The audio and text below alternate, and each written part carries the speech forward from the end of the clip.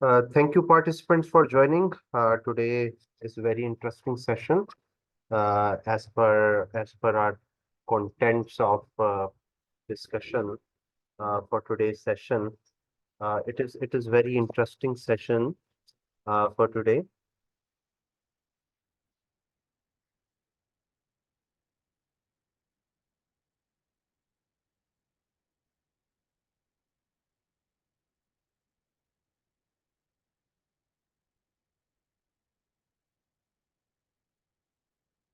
Hello. All right. All right. I think I am audible now because I have connected my mic. Please let me know, Miss Hina and Rabia. Can you hear me? Yes, sir. All right. Yes, sir. All right. All. Thank you very much. Uh, This is 12th day on our training session regarding SPSS. It is 25th of March 2024. Time is 9 p.m. to 9:40 p.m. Myself, Zahid Bashir. I am a faculty member at Department of Commerce, University of Gujarat, and a PhD scholar at Halley College of Commerce, University of Punjab. All right, what we have covered so far, we have covered these contents that I have indicated in yellow color up to content number 10, visualization using graph. Today, I am going to discuss about the mean comparison. That is basically the intermediate level in SPSS training session. And these are the sessions that will be covered after this topic. So previously we have discussed visualization using graph 2.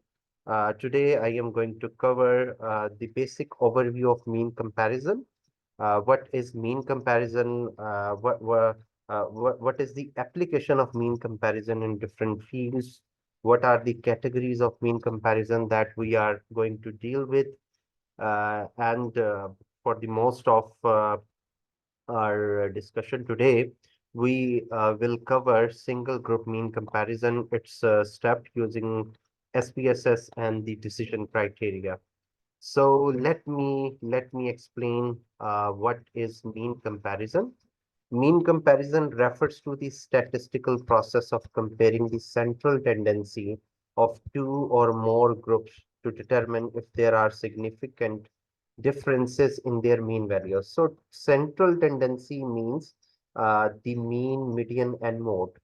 If you have a statistical background of or you have taken a course on statistics, you may have considered the concept of mean, median, and mode. That is basically the central tendency. So sometimes the mean values as a central tendency, they may be significantly different between different groups. If we have a data, if we have a group level data, we may need to compare their mean values.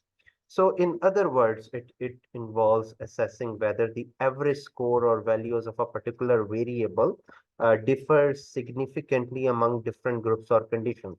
So we are going to compare the average values or average scores of a particular variable between different groups or conditions.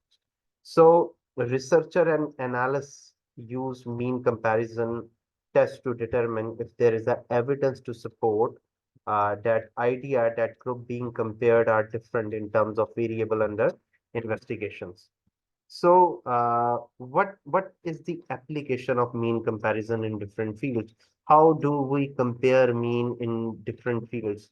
Like for example, in case of clinical research, we may be interested in comparing the effectiveness of different treatments or interventions by analyzing mean outcomes, or we may be interested in assessing the impact of a new medicine as compared to previous one on a patient.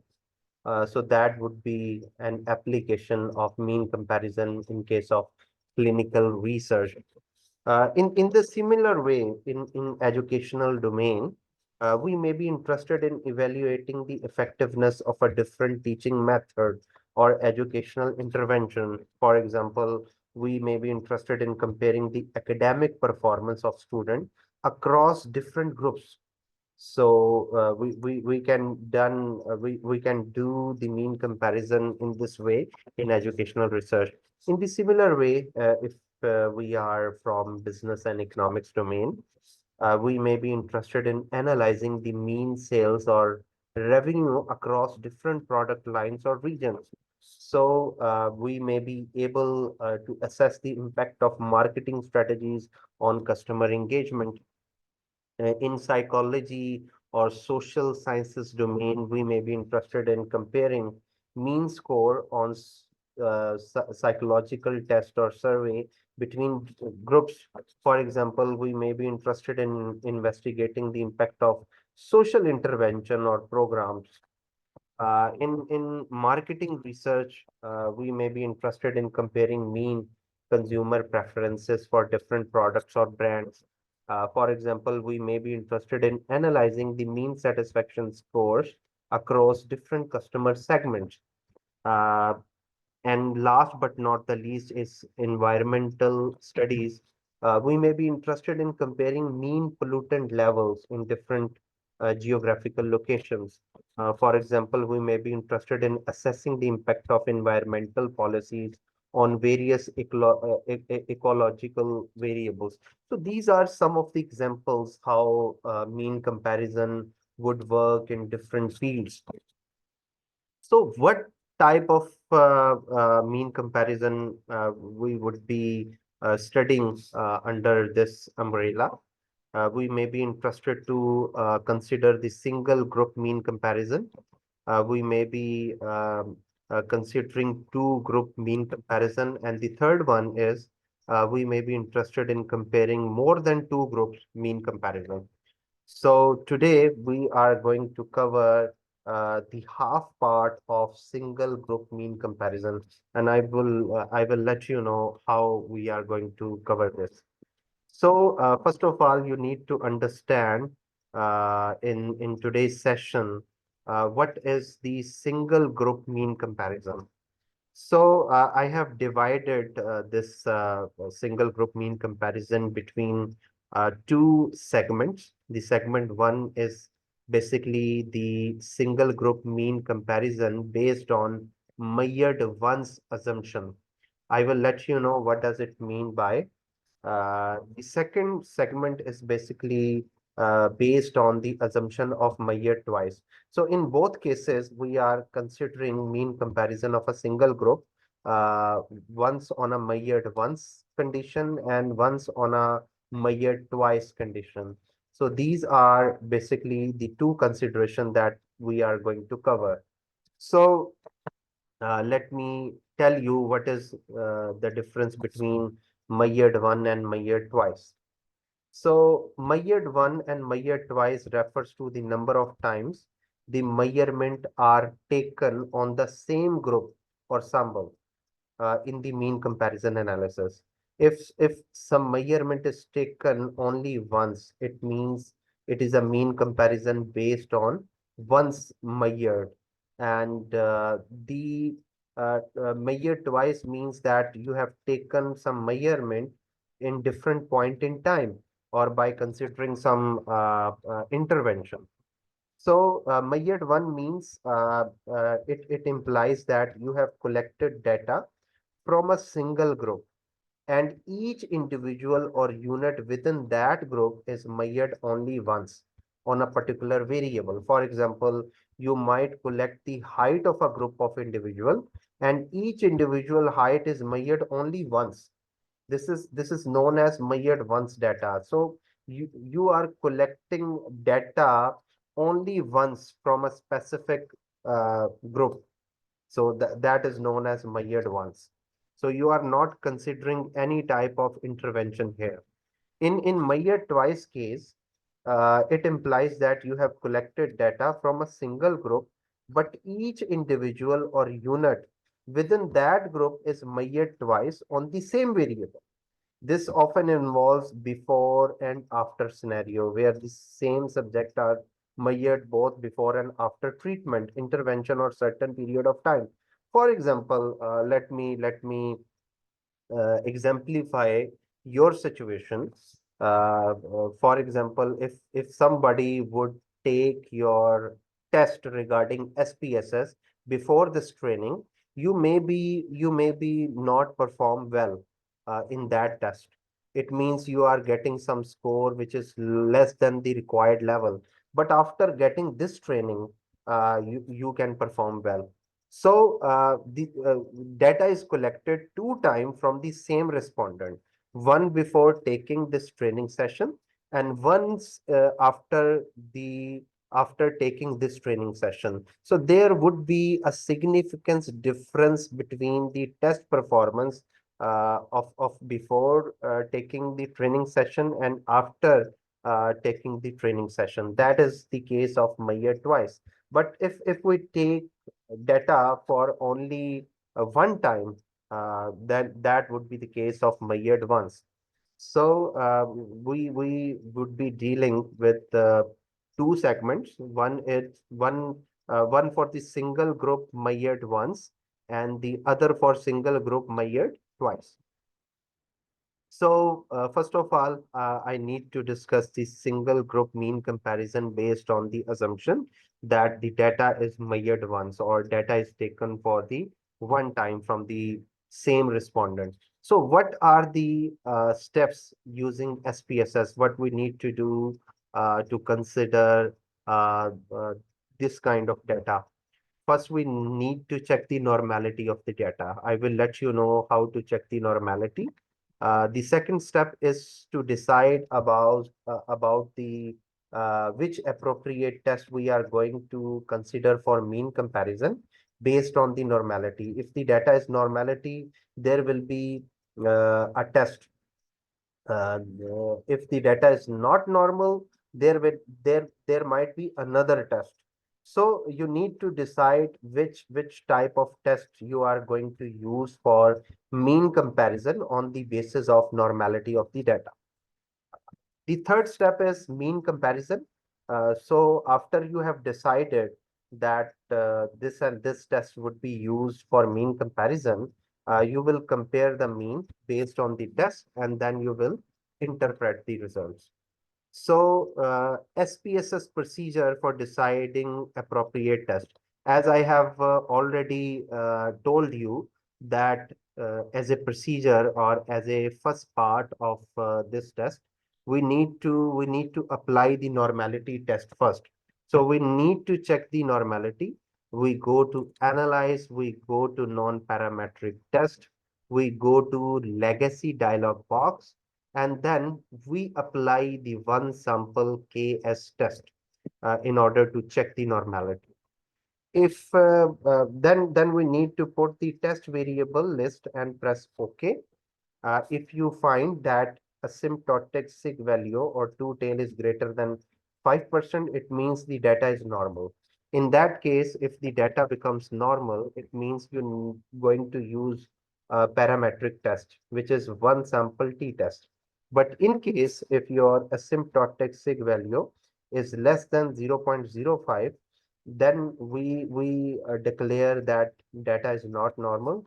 In that case, we are going to use non-parametric test, which is Wilcoxon signed rank test. So let me elaborate this procedure with a data. I would like to share that data with both of you. So let me share that data with you so that you would be able to finalize the results at your hand. So just let me share the data with you. Data is normal and data is not normal because we are considering the first case. So I am sharing the data with both of you. Data is normal and data is not normal. So please download this data. It would be used for today's consideration. I have shared with both of you. You need to download this data and you need to uh, extract this data from the folder. So for today's discussion, we are going to use data is normal. So let's suppose this is the data for example one. you will find a file with the name example1 dataset. This is example1 dataset. You need to extract this dataset using Alt plus E. You can extract it on your desktop. After making this extraction of the first example, this is the data for the first example. You need to open you need to open this data set in order to check what kind of data do you have available. So this is the data. This is the data regarding the diameter of disk. So what I need to do, I can open this data set directly in SPSS. I need to open SPSS 27. I hope you are following the same steps that I am trying to elaborate here. So you need to understand these steps for mean comparison. So you need to open your SPSS file, your SPSS software file, and you need to load example1 dataset here so that you may be able to understand the concept. So whenever your data set is in another format, for example, if you see the format of this data set, if you want to check what kind of data set it is basically a CSV data set, .csv. So what you need to do, you go to the file, you go to the import data, and here is an option of CSV data for importing a data set. Click on this option and you need to choose where you have extracted your data. As I have extracted my data on desktop, so I need to open it and I will find here example1 dataset. So I click on it, I open it. It will take some time in order to process the data. You just need to click on OK button and it will arrive here like this. This is the data that we are interested in. We can make the name of the data simple for us. This is basically the diameter of some vehicle or some tire. So I will let you know what is this example is. So let me elaborate the example. This is basically the relevant example for which the data I am going to use. So a manufacturer of high performance automobiles produces disc brakes that must measure 322 millimeters in diameter. That is basically their standard measurement. So they are basically producing some disc brake, and the standard measurement of those disc brakes is 322 millimeter in diameter. Quality control manager randomly select 128 discs and measures their diameter. So what is the requirement? Determine whether or not the mean diameter of the brakes in the sample significantly differ from 322 millimeter. So we need to understand that the quality control manager will be evaluating 128 discs and will be comparing the measures of these 128 disc with the standard measurement. The standard measurement is 322 millimeter. This is the same case like if a student would like to pass, he need to get at least 50% marks. So 50% marks is what? 50% marks is the standard of passing a exam. So let's suppose 10 students have attempt a particular exam. So we need to compare their marks with the standard marks. So if somebody gets these marks, there would be no difference between whatever they have got and whatever the standard was. But If somebody gets marks different from the standardized marks, whether it would be high or whether it be lower than the standard marks, then we will consider it a significance difference. So the quality control manager needs to evaluate whether these randomly selected 128 discs are different in terms of their measurement, which is standardized measurement. So we have a data here. We have a data of 128 discs. If you see here, if we would see here, we have these data of 128 disc breaks. So we need to compare this measurement with our standard measurement. So how can we do it? You need to the step-by-step procedure requires you to develop a hypothesis first. So what would be the hypothesis here? Step one is development of hypothesis. The null hypothesis is there is no significance difference between the average. Right. There was a connectivity issue. I am sharing the screen again.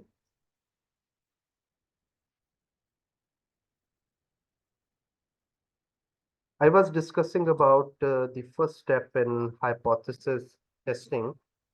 The first thing you need to understand that we hypothesize here that there is no significance difference between standardized break measurement and the sample break measurement, while the alternative hypothesis is that there is a significance difference between average diameter of sample break and average diameter of standard break. So standard break is basically 322 millimeter, while the sample breaks would be different. We suppose that our null hypothesis would be different from our alternative. So this is the mean. Mean might be equal to this if there is no difference between average diameter and standard diameter.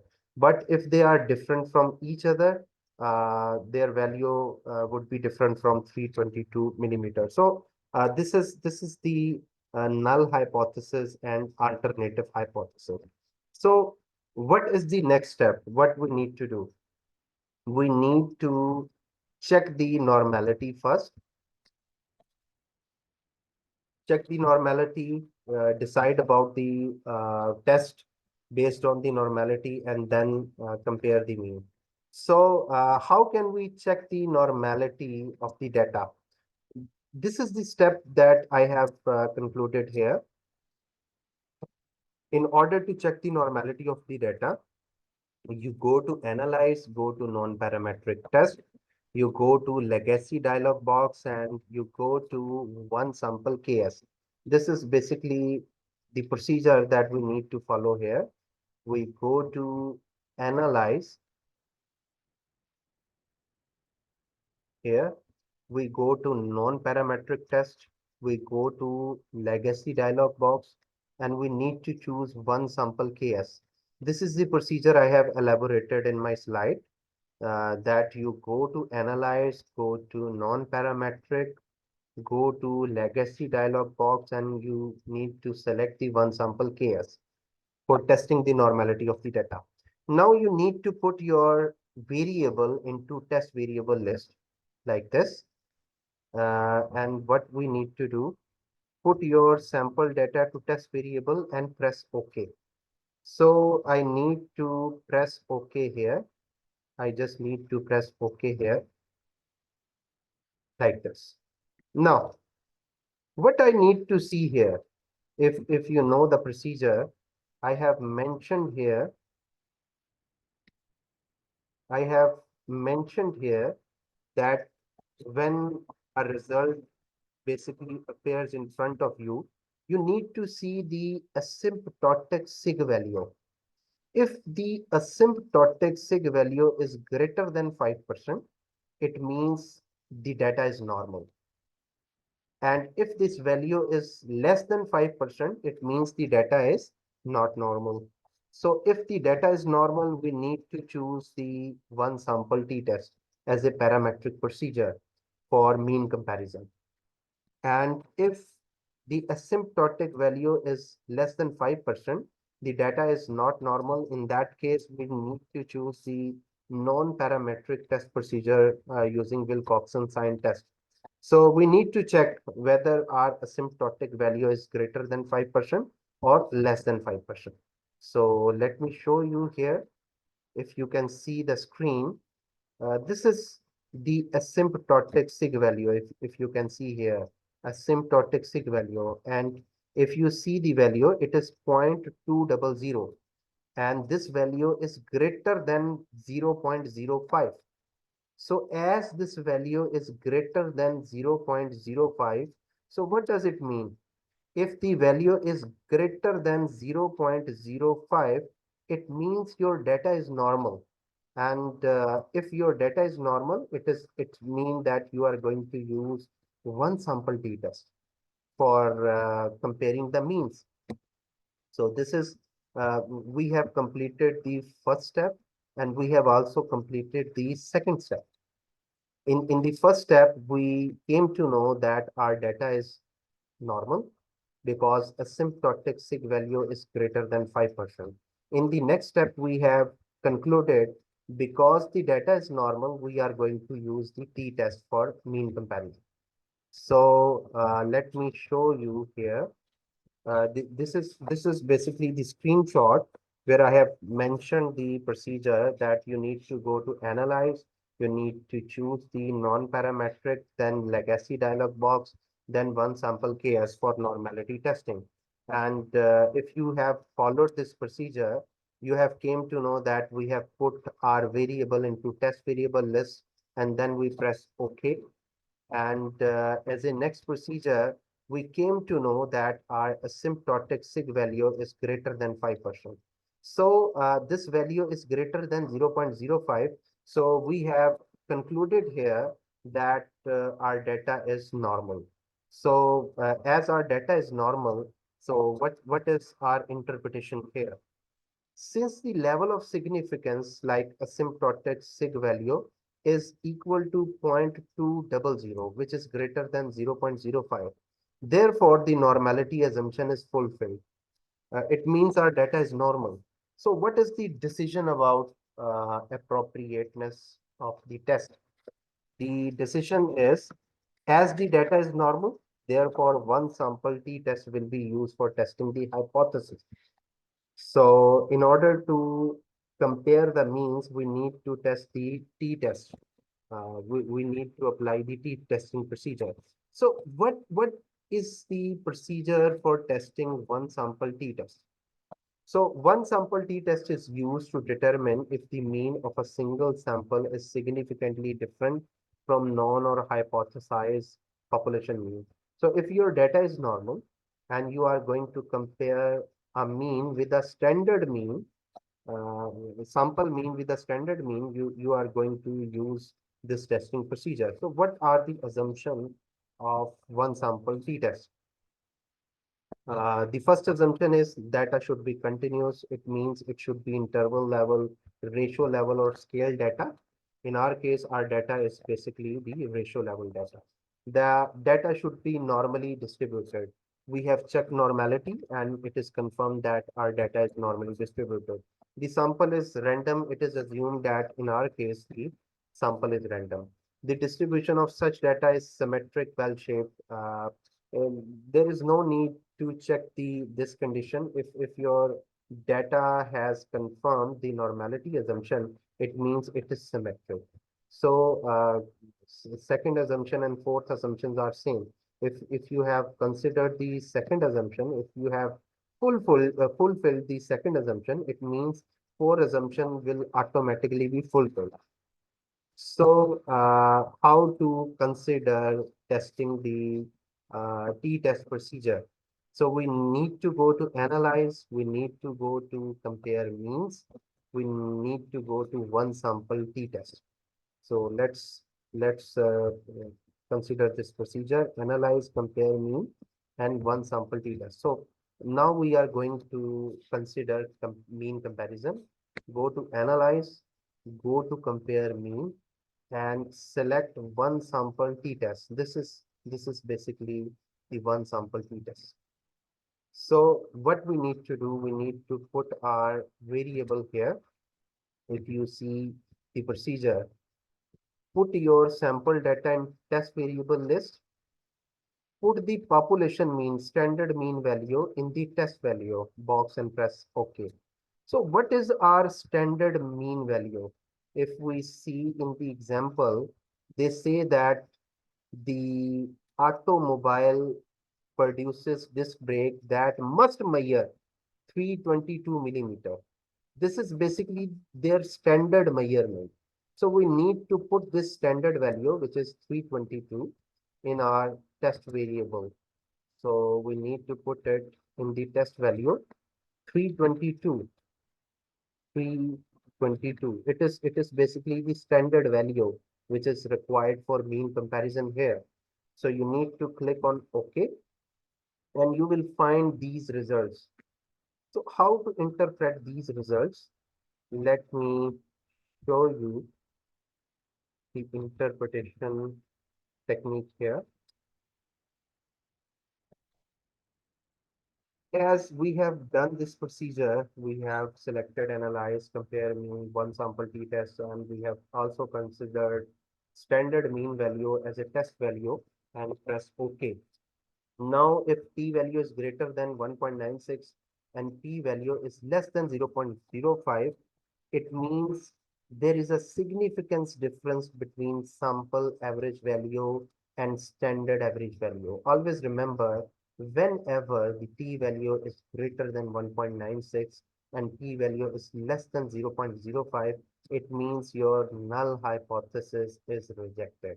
In that case, your alternative hypothesis will be accepted, and it will be concluded that there is a significance difference between the sample average value and standard average value. But in case if your p-value is less than 1.96 and your p-value is greater than 5%, which is the reverse function of this, in that case, we fail to reject the null hypothesis and we conclude there is no significance difference between sample value and standard value. So we need to see the results here in our actual results. So if you can see here, this is the t value. If you see here, the t value is 2.101. So it is greater than 1.96. If you recall the value, the t value, if it is greater than 1.96 and p value less than 5%, what does it mean? It means there is a significance difference. So if you see here, the p-value is greater than 1.96, it is 2.101, and this is significance to tail value. This sig value is basically the p-value. So this value is 0.038. It is less than 5%. So our condition is fulfilled here. Sig value or p value is less than 5%, t value is greater than 1.96.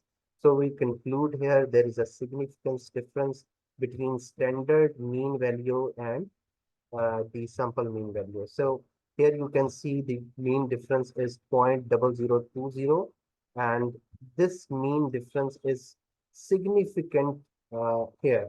So what we conclude here, if you see here, the procedure that I have compared. So analyze, compare, mean, one sample t-test. Then what you have found in the next slide, you have found that we have put the variable into test variable and we have placed 322, which was the standard value in our example, in order to consider it as a mean comparison. So this is what we have find out in one sample t-test. So t value is greater than 1.96, sig value is less than 5%. So we have concluded that there is a significance difference in our case. So that we conclude here that there is a significant difference between the average mean diameter of 322 and the sample diameters of these disc brakes. So this is basically the conclusion of our test. So I hope you will consider this for your analysis. So kindly use the other data set I have shared, basically data which is normal. I have shared with you two example. Example one data set, and there is another example two data set. So try to apply the same procedure using example two data set for your consideration in order to verify your results. So this is all about the segment one that we have considered, but we have considered the segment one measured once using the normal data only. Tomorrow we will discuss the same procedure with not normal data in order to understand this in more detail. So, do you have any question, Ms. Rabia and Ms. Hina, about today's discussion? Please let me No, know. sir. All right, Ms. Hina, do you have any question? No, sir. All right, it means both of you are cleared with the procedure. So let's meet tomorrow with further consideration. Stay blessed and thank you very much for joining.